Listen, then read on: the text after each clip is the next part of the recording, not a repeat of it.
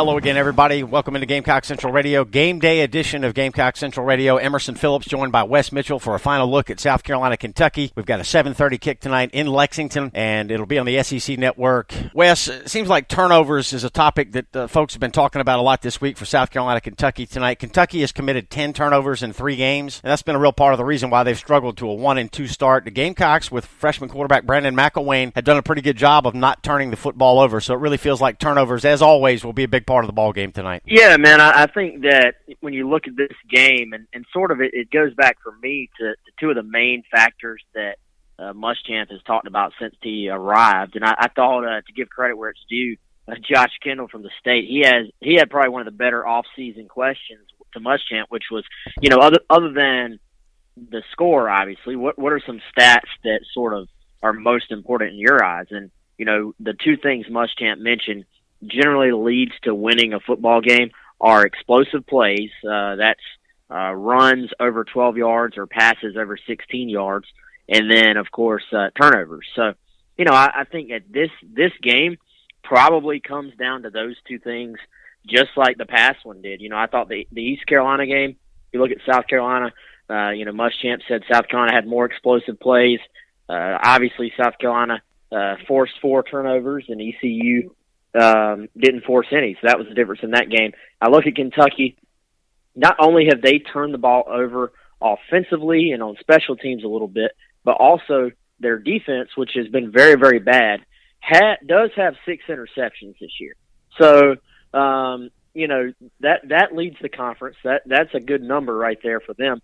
But so we all know there's going to be big plays to be had for South Carolina offensively, or there should be if the way the season has started for Kentucky sort of holds up. So I take all those things, plus the fact that I thought there were some big plays to be had that South Carolina sort of just missed on against ECU. So to me, that says this game, a lot of it will be on Brandon McElwain and his decision-making.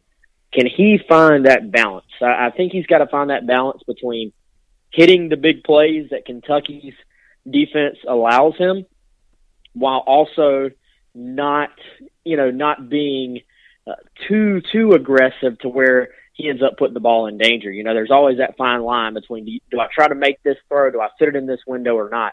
He can't be too conservative, because then you're not going to get those big plays South Carolina's going to need to win this game. But, if he's a little too aggressive, then, this is a team that can turn you over a couple of times, especially in the passing game. So, I think obviously a true freshman, first road start, Kentucky's defense has been very, very vulnerable to dual-threat quarterbacks. They've given up a lot of yardage just even since Stoops got there to dual-threat quarterbacks. So I think, to me, especially for South Carolina's offense, that's the key. Is going to be Brandon McElwain's accuracy and his decision-making. Gamecock Central Radio, Game Day edition here. Emerson Phillips with Wes Mitchell. We invite you to download the Gamecock Central Radio app on the App Store and on Google Play. It's a free phone app, and it allows you to listen to GCR podcasts anywhere you receive cell phone service. To subscribe to our podcasts, search for Gamecock Central Radio on iTunes, SoundCloud, and other popular services, or visit radio.GamecockCentral.com. West Kentucky will start their second quarterback tonight. Stephen Johnson's his name. He played last week, came in the second series after Barker, their starter, was injured, and Johnson played extremely well, threw for over 300 yards and 3 touchdowns,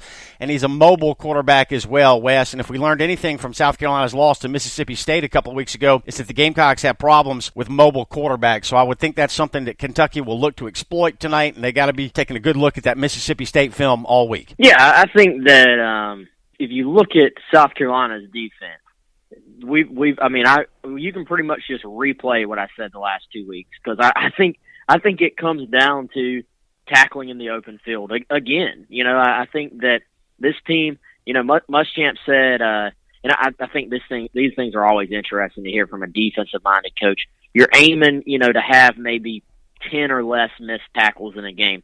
South Carolina is at that 16 to 18 type range as far as their missed tackles go. Against Vanderbilt, missed tackles, leads to an extra 3, 4, 5 yards. Against these teams, they're going to put the ball on the edge and have a dual-threat quarterback that you have to account for. A missed tackle can be the difference in, a short 5-yard gain or, a 50-yard gain. So I think that's the key, again, sort of rallying to the football. These younger defensive backs that South Carolina sort of introduced into the fold last week, You saw Antoine Wilder get on the field. You saw Steven Montech get on the field. Muschamp sort of praised them, but was very honest, I thought, in the Tuesday presser. He said, those guys did a good job. He said, but there's also, the film is out now, and there's probably some film that have offensive coaches excited, which to me said, the little stuff that we probably can't see, can't tell, a guy being a few yards off of where he's supposed to be in a particular zone or something like that. The stuff that's off camera on TV, there's still stuff there that South Carolina has to clean up. So I think Kentucky's offense is going to put up some points. I'm most curious that there's probably two things I'm most curious about. I think it'll be interesting to see, does South Carolina sort of go back to a little bit more of their aggressive man-to-man scheme, which is what they want to be ultimately, or do they go back to what they did this past weekend at CCU, drop into the zone, sort of bend but don't break, and see if Kentucky will turn the football over, as we talked about they have this year. I tend to think South Carolina will have to be aggressive at times, but I think for the most part, you're probably going to see more bend but don't break, because I just don't know if South Carolina has the depth in the secondary to match up with Kentucky. I think in theory or on paper, you would love to put Rashad Fenton at nickelback against a team like this, because if you did that, you have your three best cover corner guys on the field at the same time. Kentucky runs a lot of 3 wide receiver, 4 wide receiver sets.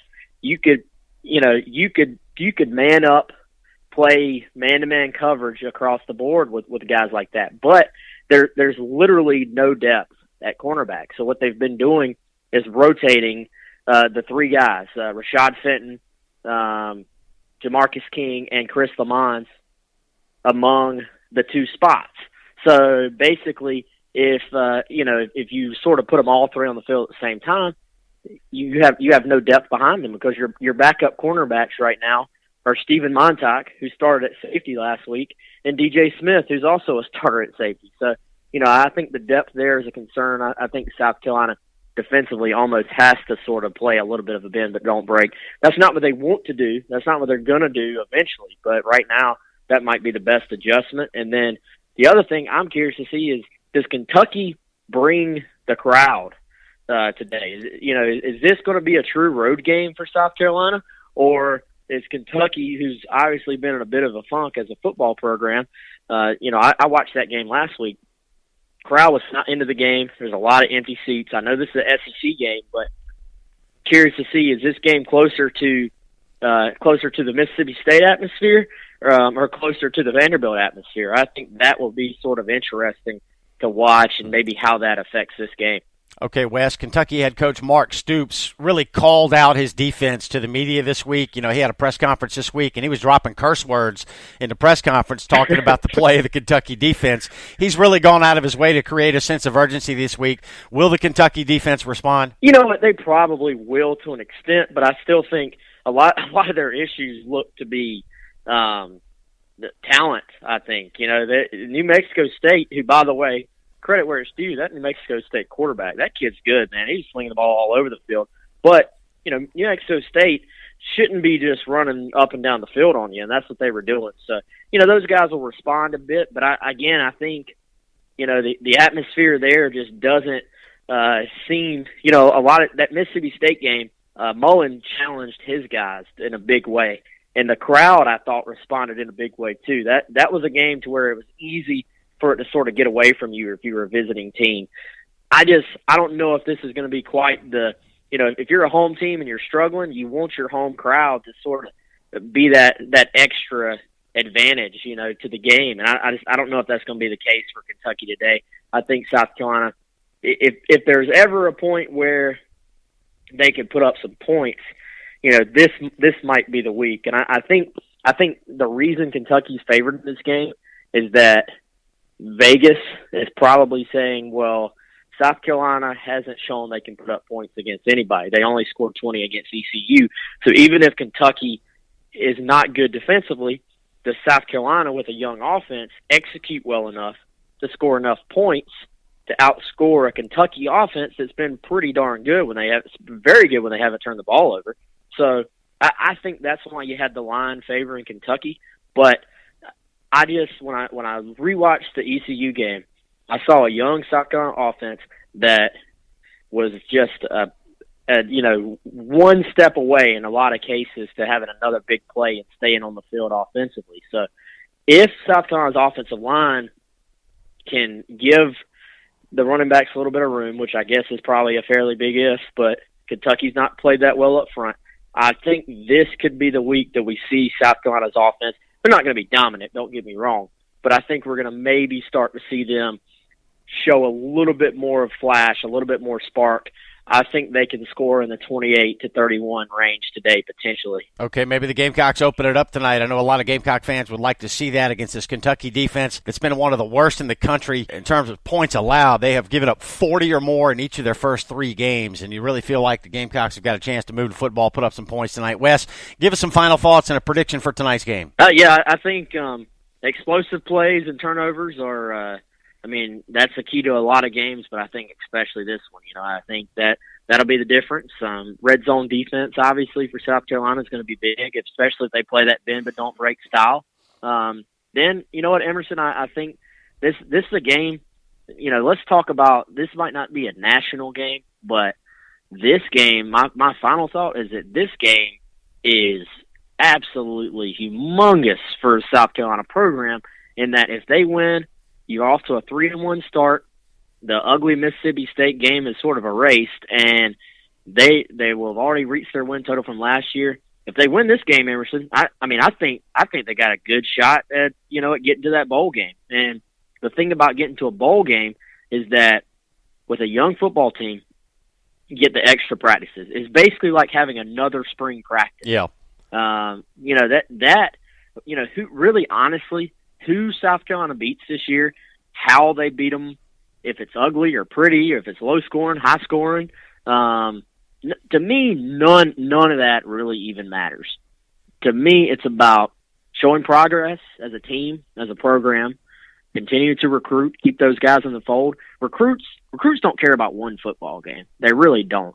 They want to see progress.